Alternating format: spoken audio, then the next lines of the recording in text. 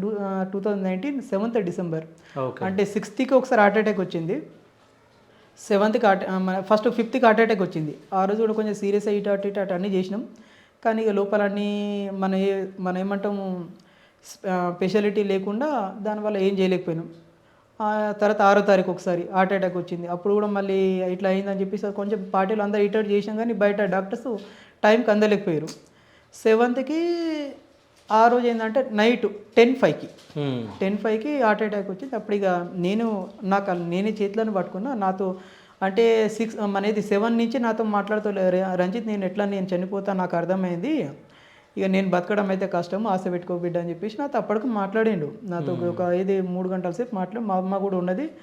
ఇక మా అమ్మ కూడా అక్కడనే పక్కన ఉన్నా నేనున్నా. ఇక నాతో పర్సనల్గా మాట్లాడి నేనైతే బతక రంజిత్ నేను చచ్చిపోతా నాకు అర్థమనిపిస్తుంది. సరే ఉండాలంటే ఉండు పార్టీలు ఇక జనం ఉంది పార్టీ ఉంది నువ్వైతే ఇడిచిపెట్టకు బిడ్డ అని చెప్పిండు. ఆ రోజు కూడా నేను అడిగిన డాడీ మరి హాస్పిటల్ పోదామా మరి పోతే బతుకుతావు కదా అంటే ఇక నేను బయటికి పోతే నన్ను పోలీసు వాళ్ళు పట్టుకున్నారు చంపుతారు. లేకపోతే నేను బయటికి పోయే ఉద్దేశం లేదు. చనిపోతే నా పార్టీ జీవితం అంటే మా డాడీ 82లో పోయిండంటే దాదాపు ఈ బెక్కల్లో పుట్టి పెరిగిండే తప్ప ఇక 18-17 ఇయర్స్ ఇక్కడ ఈ జీవితం ఇక్కడ.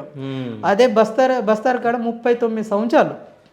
అంటే ఇక్కడ ఈ పుట్టిన ఊరు కన్నా ఆదివాసుల దగ్గర పెరిగింది ఎక్కువ మా నాన్న. అంటే 39 సంవత్సరాలు ప్రతి భాష ఒక్కొక్క ఊర్లో ఏ ఊర్లో ఎవరెవరు ఉన్నారు అని చెప్పి ఒక పేరు చెప్తే కథం పర్టికులర్గా ఆటోమేటిక్గా ఆయన పేరు వస్తుంది అన్నట్టు. ఎవరు కొడుకు అని ఇట్లా ముఖం చూడంగానే పలానా కొడుకు అని అంత మెమొరీకి తెచ్చుకున్నాడు అన్నట్టు. దాదాపు ఇక్కడ కొంట నుంచి మొదలు పెడితే మనేది మాడ వరకు ప్రతి ఊరు ఇప్పుడు అక్కడ ఇది మా నాన్నతో పాటు గణేష్ వీక్ అంటారు అన్నట్టు.